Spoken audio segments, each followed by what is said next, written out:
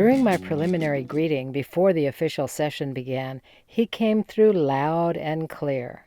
He was a formidable personality, this cat client of mine.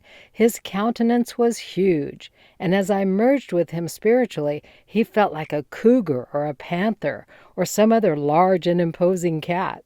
His name was Hobbes, an 18-pound giant of a cat who ruled his small backyard jungle with a strong scent that he spread around generously. As I tuned in, he felt so very happy to be outside, so wildly grateful to be in his element. I spent a minute in his skin, a forceful feeling of liberation coming through, to once again be able to touch nature, to have and hold a territory, and to claim it via marking. And he'd even made a new cat friend. Hobbes had some characteristics that reminded me of the Egyptian Mao. Strong and on the wild side, I couldn't imagine keeping this nature-loving cat indoors, but for the first 12 years of his life, that had been his fate. Things changed when he came to live with Diane. Hobbes made it clear he would be going outdoors. He craved nature, yearned for trees, dreamed of bugs and rolling in the grass and dirt, and Diane honored his needs.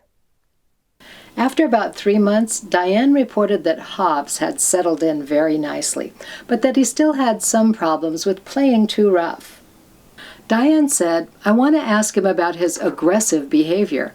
I'm very respectful towards him, and I don't understand why he resorts to biting and scratching so very suddenly." Hobbes explained that in the last household, his man liked to play rough. The man even put on heavy gloves to do it. I explained to Hobbes that his new person was very fragile, and that claws and fangs could do her a lot of harm. That led to a discussion about affection, how humans feel about it, and how best to offer it. A few days after our consultation, Diane wrote to me, "In the morning, Hobbes usually jumps up on my bed to greet me and get a little head rub, very briefly.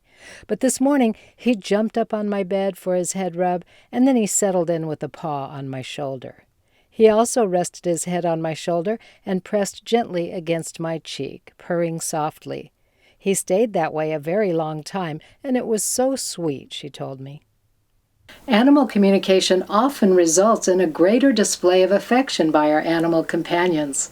It's one sweet way they show us their gratitude for considering their needs and taking action to make their lives more comfortable and fulfilling.